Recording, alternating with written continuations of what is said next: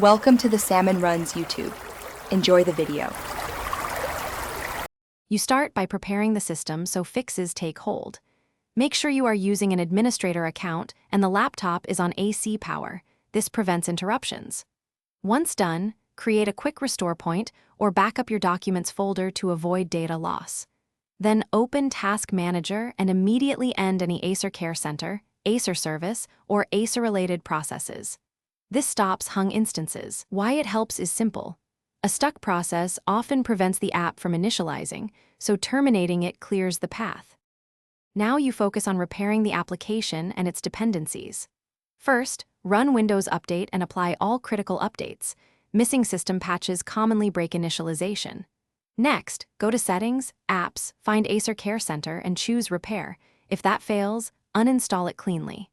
After uninstall, reinstall the latest Acer Care Center from Acer or Microsoft Store. Make sure to reinstall Visual C++ redistributables and the NET framework, because the app depends on those libraries to start correctly. Finish by ensuring systems, services, and profiles are healthy.